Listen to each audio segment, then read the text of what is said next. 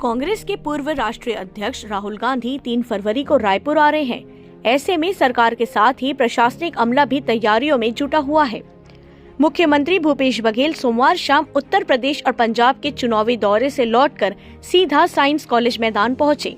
यहां उन्होंने मंत्रियों और वरिष्ठ अधिकारियों के साथ तैयारियों का जायजा लिया।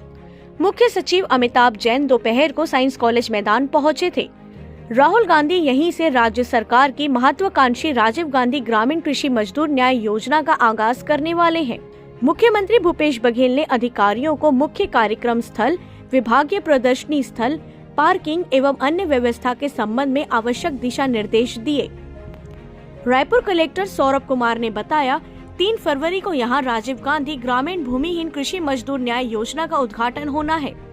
सेवाग्राम का शिलान्यास और छत्तीसगढ़ अमर जवान ज्योति स्थल के शिलान्यास का कार्यक्रम है। यहां उसी की तैयारी चल रही है।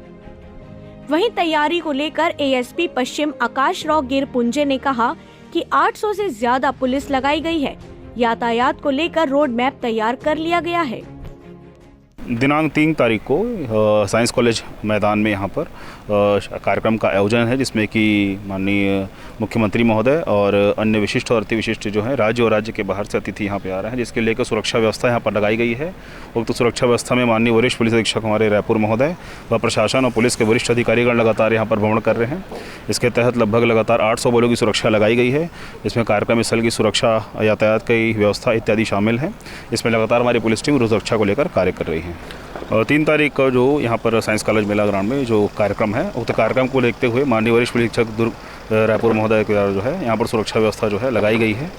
सुरक्षा व्यवस्था के द्वारा लगभग 800 का बल लगाया गया है, जिसमें कि विमानतल से लेकर यहाँ तक लगातार जितने भी हैं रूट हैं उसको सुरक्षा लगाया गया है। और लगातार यहाँ पर जो है रात्रि को दिन को हमारी टीम सुरक्षा कर रही है, उसके आधार पर हम काम कर रहे हैं यहाँ पे।